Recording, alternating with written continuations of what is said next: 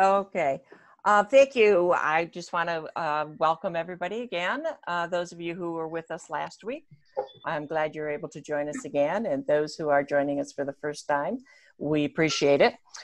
We will keep this to just about 30 minutes. We do have 2 other webinars scheduled that'll be similar to this with some updated information. First one will be Thursday, April 23rd at 8:30. The second one will be Wednesday, May 6th, also at 8:30. And these links for the registration will be up on the Chabon Concepts website by the end of today. So rather than take up any more time, we'll turn it over to Rob for his presentation, and use the chat feature in Zoom to send us any of the questions that you might have for Dr. Eiler, and we will take those questions at the end of this webinar. Thanks. Go ahead, Rob. Thanks, Vicki. So folks, thanks for joining us again today. If you came last time and if you haven't, thank you for coming today. This is our agenda. I'm going to walk us through kind of where we are and talk about job markets and equity markets, and just thinking about the evolution of the disease and where we're headed the next couple of months as an update of last week, but really just thinking more generally about where we are as an economy. I'm also going to talk about municipalities and talk about some of the things that are coming up, as well as some of the federal programs that have taken place and what we should see in their evolution over the next few weeks and next few months, and thinking about where the economy may be going, being shaped by both fiscal and monetary policy. One of the things we're watching also very closely is the evolution of our visitor market. So as we creep into the summer, for municipalities and businesses that are related to visitors, one of the concerns we have as economists is that not only were those businesses going to be the first ones into the problem, they may also be part of the last ones that are out of the problem. And then ultimately, we're going to be still watching some basic indicators to see when we make the turn. And right now, there's a lot of forecasts running around about big job losses. I'll talk about those as we get through some of the data in a minute. But it's very hard to believe any precise data estimates right now, because the data that are germane to the disease and its ultimate economic effects are just starting to creep in, and they can be very noisy when they're at relative high frequency, unless they are universal or, let's say, population data, which is very rare. So don't believe everything you're hearing now about job loss, and also think in a quarterly manner, and I'll come back and talk about this at the end. So folks, in terms of tracking the cases, this is as of April 6th, so this is a little earlier this week. And the point is that when you look at this graph, you can see that this is where the break took place on March 1. And it's this graph that really is what we're watching very closely as economists. Believe it or not, we've kind of turned into pop epidemiologists now.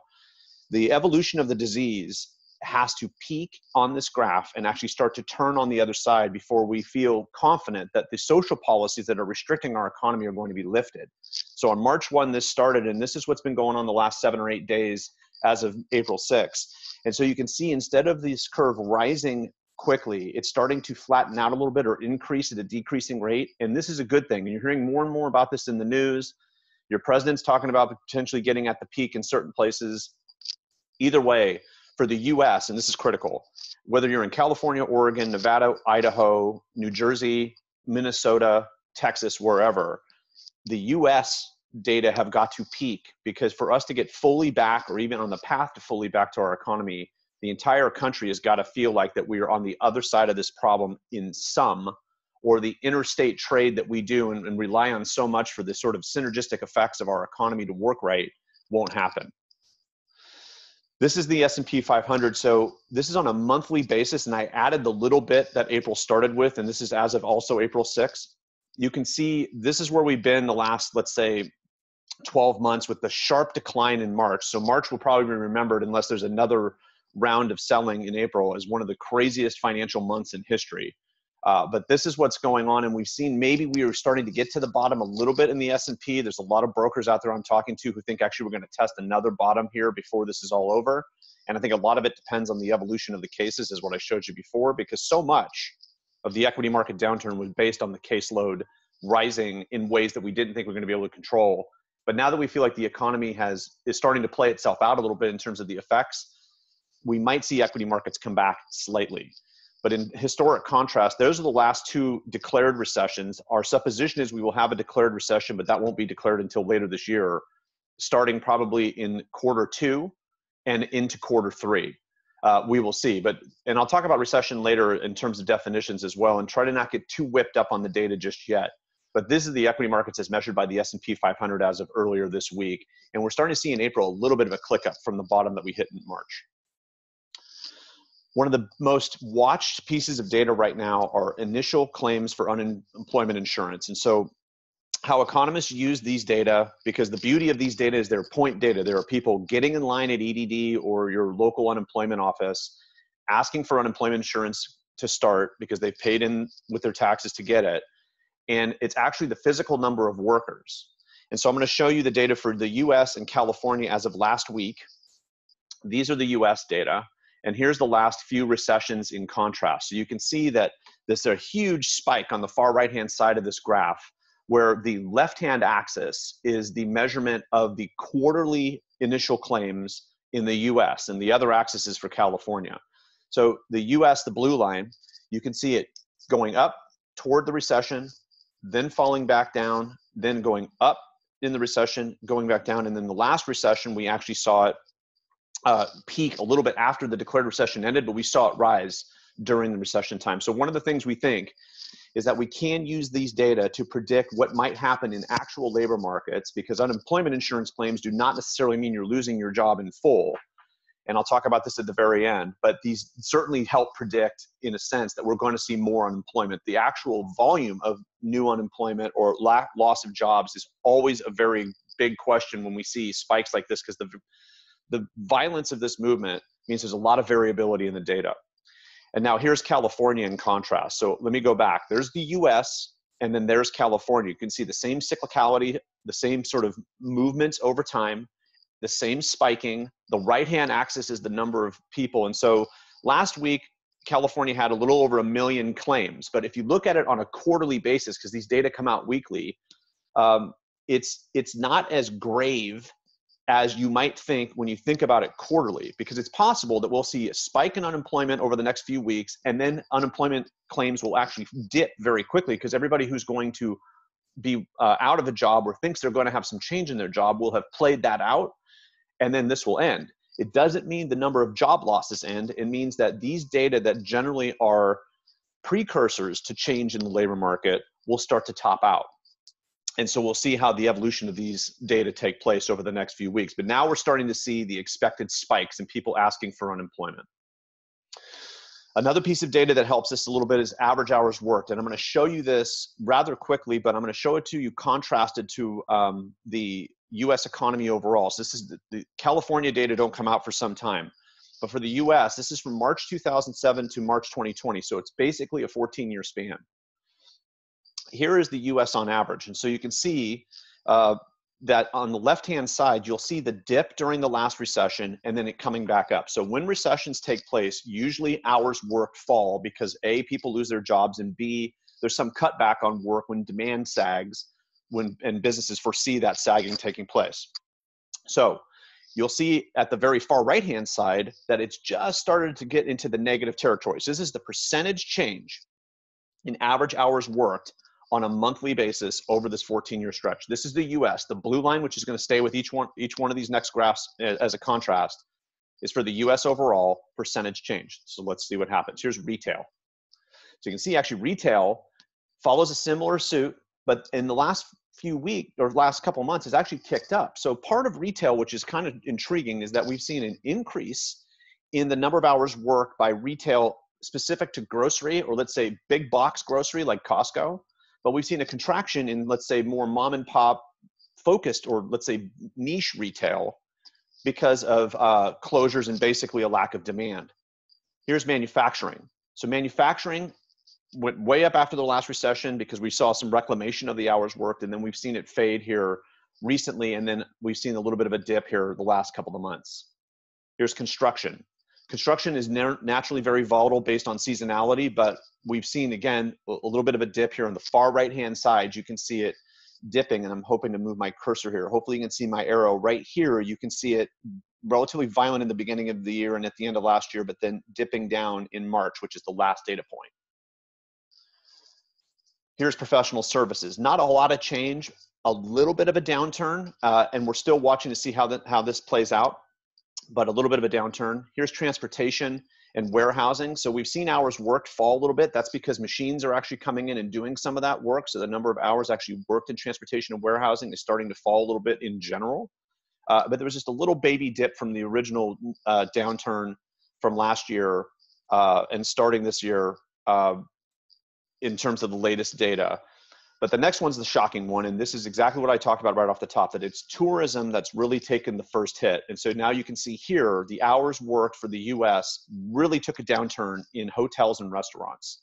And because those two industries are naturally tied in places that are relatively tourism-centric, we expect this to bleed into most of those municipalities that have a lot of exposure to tourism and the economic impacts from tourism. So this is where we expected the big turn right off the top, and this is my point of being first in to the problem. This is proof positive that that is now happening. And there again is the US average. Okay, so economists are gaining some confidence in where we think things are going because the data are starting to reveal themselves. We're probably about another month, unfortunately, and then we're going to be backward looking in terms of the effects. That's why some of these data, the average hours worked, the unemployment insurance claims, the sort of noisy-ish unemployment data that come up, those things are can lead to some at least better confidence in the data, but we're still kind of guessing. So again, any precise estimates you hear, be very cautious of those. Let's talk now about factors of vulnerability or what industries might be most vulnerable going forward. So we talked about tourism already, but the key is this. There's going to be some businesses who are going to struggle but have some support. So these so-called essential businesses, and maybe very haphazard who and what businesses remain open based on this essential definition. But also businesses close to their customers are going to be helped also, in the sense that restaurants, for example, have now maybe switched their focus on just takeout and looking not at a tourism crowd, but trying to expand their market share within their own cities and counties as a way of reacting to the crisis. The biggest impact, as I said, is on tourism. And then if you have an airport in your city or your county that has relatively strong commercial traffic in terms of passenger traffic, those are going to have some major impacts. So the airports have not shut down, but demand has sagged greatly to the point where you're probably going to see more and more flights canceled. And really, there's no end in sight of this until the social policies are lifted. I was on a webinar with McKinsey the other day, and they said that there may be up to 1/3 of American jobs at risk, which is about 55 million people, but that is on the very, very high end of their worst estimate. So it is unlikely we're going to see those job losses, but I wanted to tell you this because those kind of forecasts are running around out there right now in such a way that might sound very scary, but this is like the worst case scenario. And all the epidemiology and all the forecasts generally about where that's going suggest that the policies we're engaged in right now should reduce the vulnerability in some cases.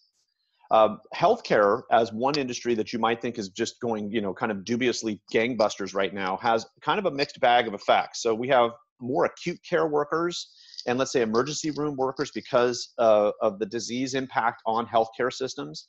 But elective surgeries, outpatient stuff, your general GP practices have all slowed down greatly because people do not want to gather in the same place or potentially go someplace where somebody else might be sick.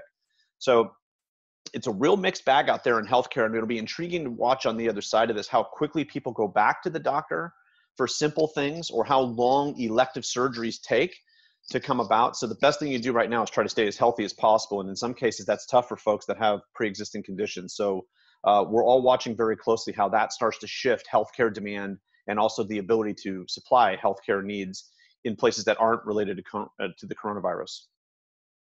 Government's got some challenges coming up for sure, because while right now budgets are in place and money has already flowed, the stuff right after the fiscal years are over, we might see some real shocks in budget and some potential furloughs, maybe some governmental layoffs, and certainly some people looking to take out administrative leave. But on top of that, what's actually more tricky is to predict how many people are actually going to retire as a result of this episode.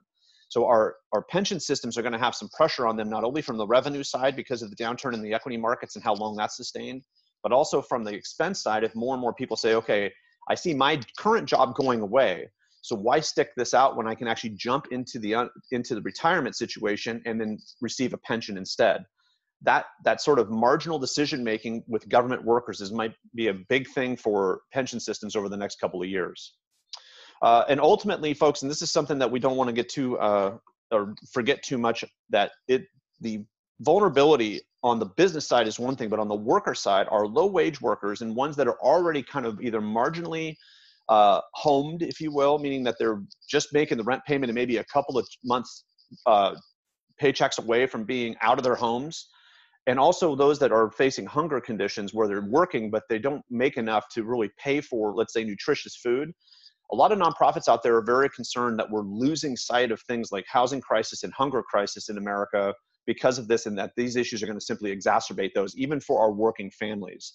So our nonprofits are also somewhat vulnerable in this situation, given where we think donations are going to go and getting to those in need.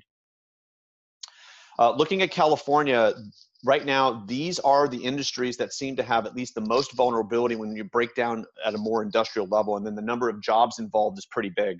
It may be in California that 6 million jobs out of the roughly 16 million of people that work in California might have some risk in their job at some point, sort of analogous to the McKinsey data I told you earlier, but more on maybe a little closer to maybe a quarter of the jobs that are quote unquote vulnerable, but not necessarily 100% at risk. And that's key. You see, I highlighted these 3 goods markets jobs right there: mining and logging, construction, and durable goods manufacturing. Those are probably somewhat vulnerable because revenues are vulnerable. And you can see in that second column, the estimated percentage vulnerability in those areas, in those industries that currently exist. Retail trade is very vulnerable based on this sort of wild mix of people, sheltering in place, not moving around. So retail that is associated with the movement of people, either visitors or just people working and commuting some other place and utilizing retail where they work, especially in urban areas, those are at risk. Real estate might be at risk depending on how the housing market evolves. And certainly right now, people are not running around looking at homes, and we may actually see some structural change in the real estate market, especially on the residential side, where people are looking at internet-based realty rather than physical realty, if you will, to either look at homes or conclude deals. There are some opportunities out there for those kind of businesses like Redfin. And then the array of personal services and tourism visitor support industries. This is where the real vulnerability lies on the front end. And on the back end, the key, folks, is the following.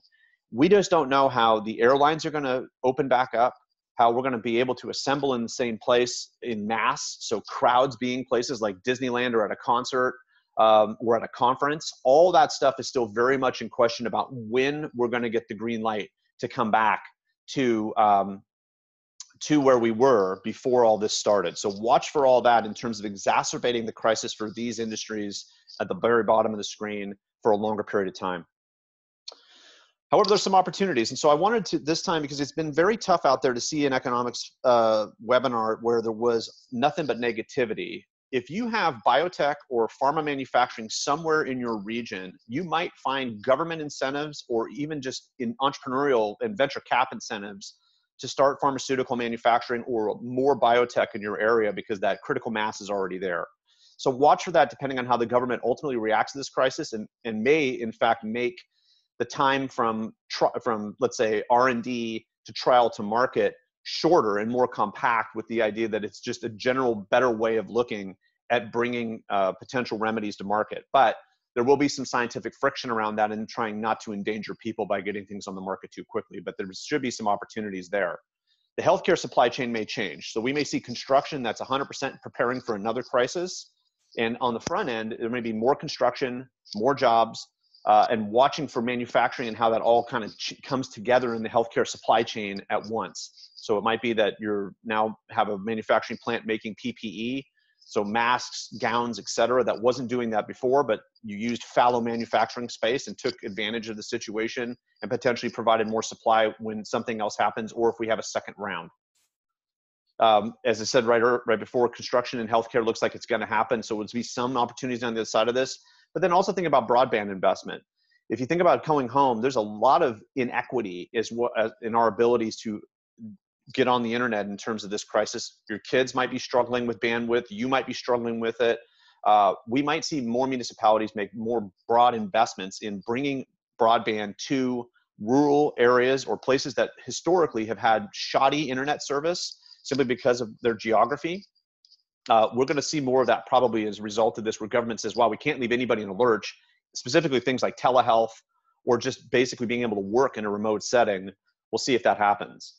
And then there may be some light here for visitor-based municipalities or just businesses, where the idea is that there are some good partnerships potentially on the other side of this. Assume that people are going to face larger costs in traveling after this is over.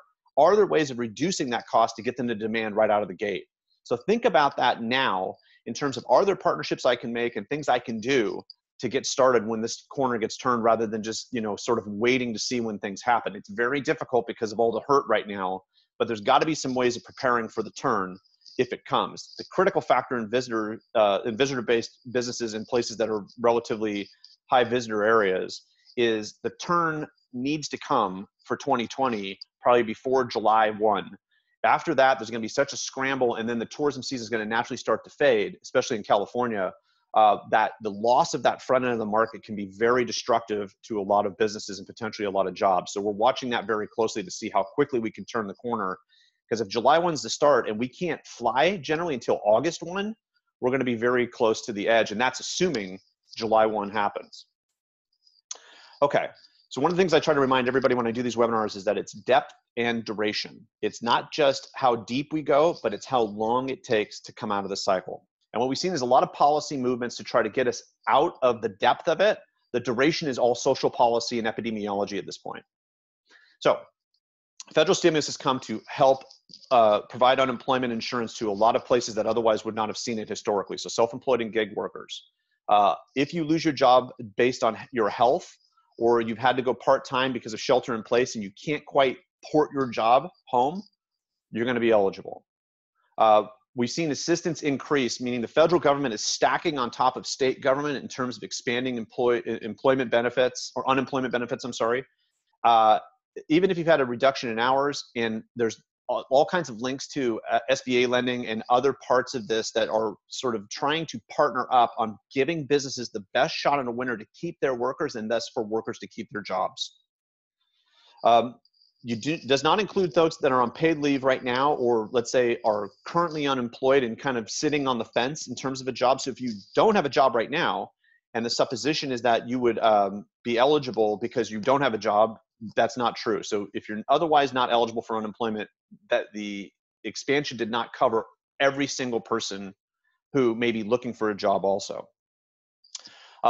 A funny kind of sidebar for workers is that you can right now withdraw from your Roth IRA, which used to have very large penalties associated with it, up to $100,000. So folks that need cash, they will be able to do that before they're 59 and a half years old. And it's something that economists are watching kind of indirectly also, and not to mix metaphors, but the idea there is that that may not have much of an effect. But if you think about the savings path of people and being able to utilize pre-tax dollars in a way that basically provides you with no tax implication later, the Roth was really set up to do that. One of the issues there is, I'm sorry, that's not true. The post-tax dollars and then not having tax on the other side. Either way, the point is that it can change the savings path of people that otherwise might be waiting for retirement and have to liquidate that retirement now. So the good thing, cash flow shows up at home. The bad thing, it might change the path of your savings later. We've heard a lot about these payroll protection plan loans. So SBA is under a lot of pressure to deliver these loans. Your local banker that does SBA lending is under a lot of pressure to deliver these loans. Folks, these are the basic data around them, but this is still very much in flux. The amount of cash on the table now is in excess of $500 billion nationwide. And we've seen an increase in the eligibility in terms of the type of businesses that that can apply for these loans. And the critical factor here is that if you use this lending for payroll, it's supposed to turn into a grant after June 30, as long as you did not let anybody go from where you were on February 15. So we're watching very closely for A, people to receive the loans once they've applied and were approved.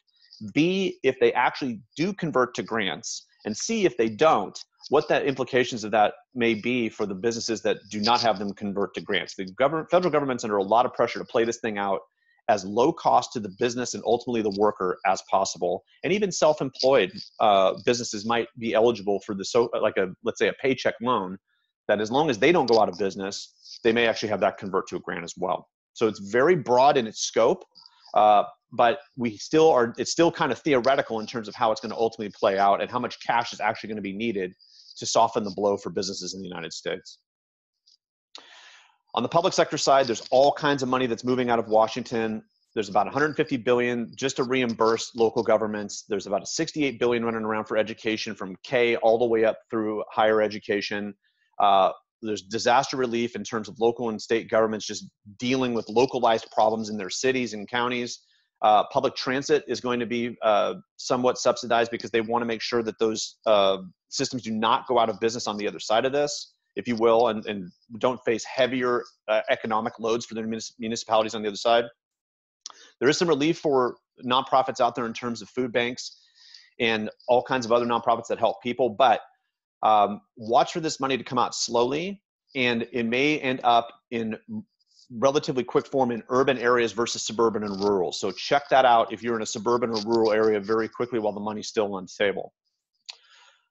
Okay, so as I start to wrap up, I want to talk about what we need to do. So the series that Chabon Concepts is sponsoring is really not only about what's the latest and greatest, but also sort of evolving about what economic strategies you can start thinking about on the other side. And I want to do today on tourism.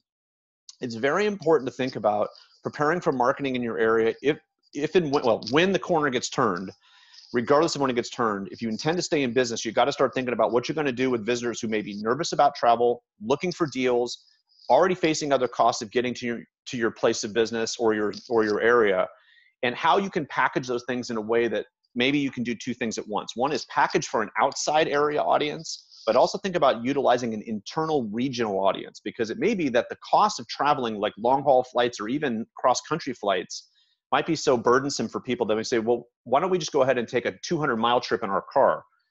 In places like California that are relatively populous, that actually might lead to a really strong market opportunity where you say, wow, I've got 1 million people in my, let's say 2 or 3 county area, and half of those folks leave and go some other place during the summer. They may now want to stay local. So what can we do to market to them? Because they've been in their homes. They've been in this very small, compact area. A 50-mile drive might seem like a boon for these people on the front end, and that might help support revenues on the front end while you're waiting for more broad global tourism on the back. So think about strategies that utilize your regional market first, especially ones in which you are either inside of a relatively urban to suburban area, or you are closely connected to one that's a relatively easy drive, but a different thing to do for people and get out of the house, especially in our more outdoor areas where it's a little bit more rural. I think there's strategies for every single type of municipality out there and almost every type of tourism business to start thinking about a regional audience, then bridging to a broader one. We might also find that it's going to take a while to unwind the long haul travel, and this is critical. So the more you think about a regional strategy, the probably better off you're going to be in the front end, because it could take a long time for the airlines, and let's say, certainly the cruise lines are going to have a long suffering problem, and people are going to be making maybe regional choices. One of the things I want to bring up was Census 2020, in the sense that if your municipality or your nonprofits have put a lot of energy into getting ready for Census 2020, there's going to be some strange dynamics now that are moving around. It'll be intriguing to see the answers that households give, especially about the employment and the income piece in Census 2020 as a result of all the craziness that's about to happen, and how confident or non-confident they sound in that. And one of the critical factors there is that sets the tone for the next decade to come. It'll be very intriguing to see what the results are in a couple years. And why this is important is because a lot of municipalities and nonprofits rely on that census data to determine whether or not their area is eligible for grants or even just larger funding across the board. Watch the Census 2020 evolution and try to make sure that those efforts do not wane because of this crisis. It's critical we get those data for all kinds of reasons, especially benchmarking for other things.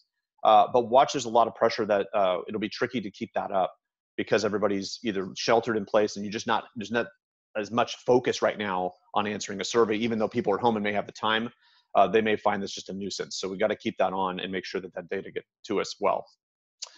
Okay, so short-term indicators. What should you be watching as a final stat? Continue to watch labor market evolution. We are now going to start seeing the number of people employed and unemployed over the next couple of weeks. So the March data for states and counties are going to be coming in, I think, next week from Bureau of Labor Statistics. And then that'll start to set the tone of the path we're on versus the unemployment insurance claims and our ability to predict change going forward. We're still watching very closely on the epidemiology. Where is the disease going and how long is it going to take to get out of this thing? The depth and the duration, it's absolutely critical. Those two are seen as component parts as to how we're going to evolve in this crisis. And then finally, watch for policy as it's lifting and watch for activity changes. So part of the indicator piece is not only watching more people move around and businesses get back to work, but also what's happening in healthcare. Has there been an expansion of the types of facilities that are utilizing rooms, beds for the infirmed to get better? And has that started to wane? Those are where the real social policy turns are going to be and give us our economy back, if you will, after this very strong natural disaster has taken place. And that's really the best way to focus on this right now. It's a generalized natural disaster that's affected the entire global economy. And once it turns, and it will turn, are we ready for that turn? And what can we see as indicators of that change? Right now, we're still under the cloak, if you will, of the social policy changing. So with that, folks, I'll take some questions. Vicki, I think that we are now, we should have some questions in the chat box. Please let me know. Hear me okay? Yes. Okay. All right. So first, the U.S. stocks just had their biggest week of gains since 1974. Is this justified? Well, it's justified in the sense that we saw the percentage change go down so quickly that an upswing was natural as the data looked like that they were playing out per our predictions. It's justified in the sense that people are buying back into the market. When I've talked to brokers, one of the biggest questions now is whether or not this is just a short-term haze over the market or actual turn of the market back. There's a lot of brokers out there who think we're actually going to test the bottoms again in a couple of weeks. Okay. Is not the flattening of the new infection curve deceptive because of the logarithmic scale, or is this just how epidemiologists look at it? You can look at it in a normal exponential scale as well, and all the logarithmic does is make a straight line out of the exponential. But the key factor is really this, and this is where the data get very tricky to follow. We don't know how many people have been tested yet. There's still no clear data on that. We don't know how many people should be tested. So the actual number of cases is deceptive regardless of how you look at the measurement toward the peak. The key is that we feel scientifically that the data are strong enough as a sample to where we are now predicting the peak and we're seeing the other side of that peak on a day by day by day basis. That's the critical factor. Do we feel like we're actually on the other side of the bell curve in such a way that we now know by the nature of epidemiology that it's going to continue to go in a down slope? The data are still very, very tricky because we don't have, let's say, full population testing to be able to say, okay, I know exactly the number of people who are going to get it, and I know exactly the number of people who've got it and will not get it, and I know the evolution of the cases. Right now, we're sort of still playing catch up a bit, and that makes it tricky regardless of how you measure it. Okay, good. Okay, what do you think about the introduction of so much new cash into the market? Do you see the short-term, long-term effects to inflation? Yeah, so that's a great question. Same question happened in 2008 and 9 when we put so much fiscal and monetary policy together to get us out of the Great Recession, or at least support the bottom being hit and movement forward otherwise. It's an amazing question to ask because we just don't know enough now. History suggests that this much cash moving, both positive on the fiscal and positive on the monetary, has got to have some inflation pressure because demand is meant to rise on the other side of this. This is the reason why the policies are put together in the first place.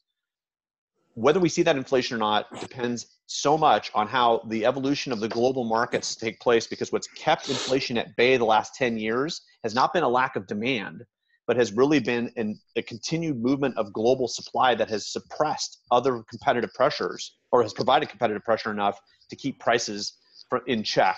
And that's the game that the Federal Reserve's been playing the last couple of years, is saying, we want inflation to kick up a little bit to give businesses a little bit more pricing flexibility, but we're just not quite getting it because every time people demand more supply comes in to help.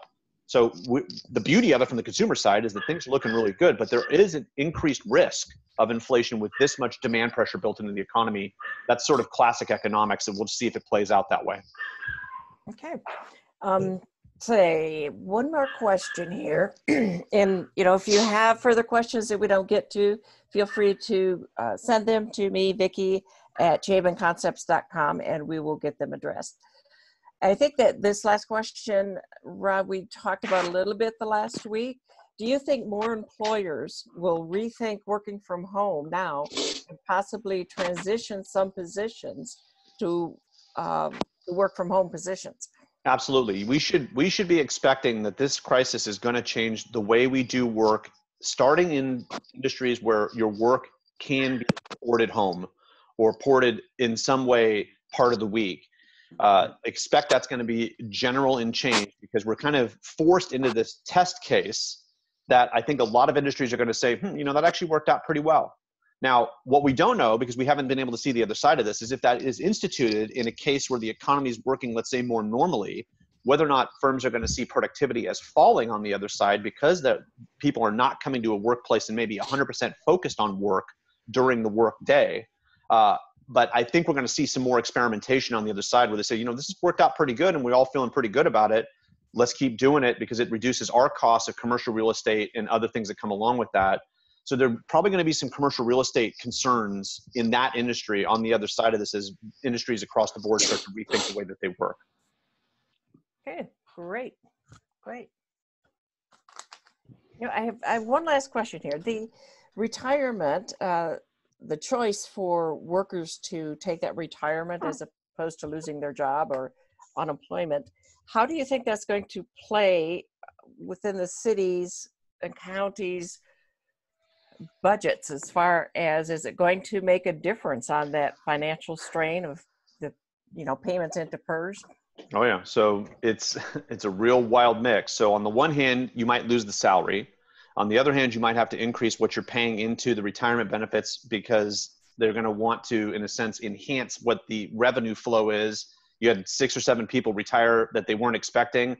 So now we're going to ask you for a little bit more contribution as an employer to offset some of those costs that we weren't expecting at the same time that they happened. So there's going to be this trade of current liabilities to now funded liabilities on the pension side, but it might transmit back to you as more contributions. So I work for the state of California. I work in a unit that was just asked to increase what we're paying into CalPERS, and also was hit with a bill for the a loan payment that the California State University made for trying to fund unfunded liabilities and share that cost across all units throughout the 23 campuses and the chancellor's office. So all that stuff is not a clean way of saying, okay, great, you retired and now you're off my books. Assume that the pension systems are going to come back to you for a little bit larger contributions if their actuarial tables are now affected by more retirements than they expected. Okay. Good. All right. I think there are a few more that are more comments and less of a question.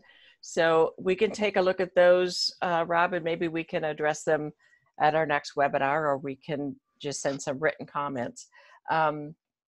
So again, I think I would like to thank everybody. I appreciate your 35 minutes that you gave us this morning, and come back and we'll try to get the right registration links the next time. I apologize for that.